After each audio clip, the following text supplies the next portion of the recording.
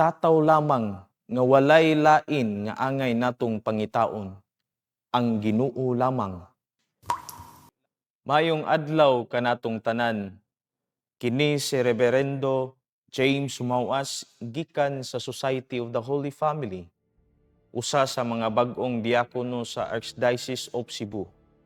Anian usab kita sa atong inadlaw-adlaw nga pamalandong sa pulong sa Dios. You are not truly wealthy until you have things money cannot buy. Unsa man kining butanga nga dili mapalit og kwarta? Adunay usa ka writer nga si Pat Williams, mingon siya, "Money can buy you a big house but not a home. Money can buy you food but not appetite. Money can buy you medicine but not good health. Money can buy you books but not intelligence. Money can buy you pleasure but not love. Money can buy expensive watch but not time.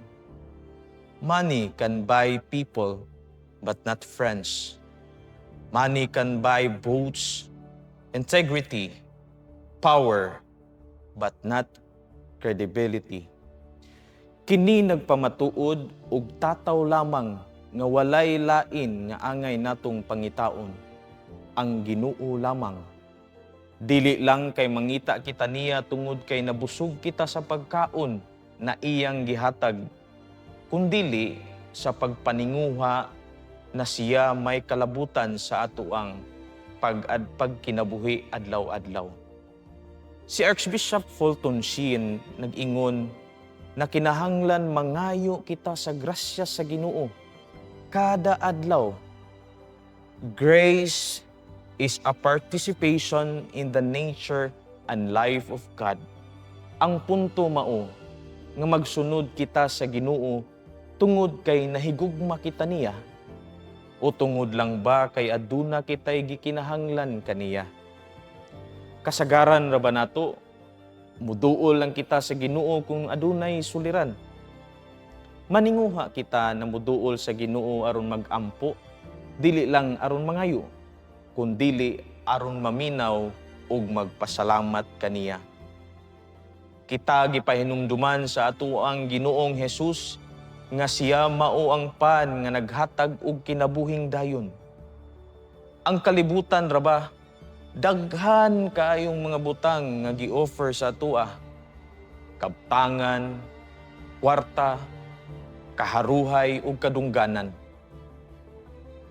Giawhag kita ni Hesus karon sa dili pagtinguha aning mga lumalabay lamang nga butang.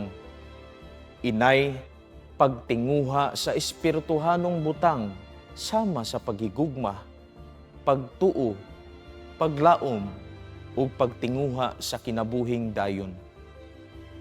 In a world that we live today, nga kung sa diin materialism, social media, fake news ug uban pa, atong pangutan-on ang atong kaugalingon, unsa man ang labing importante sa atong kinabuhi.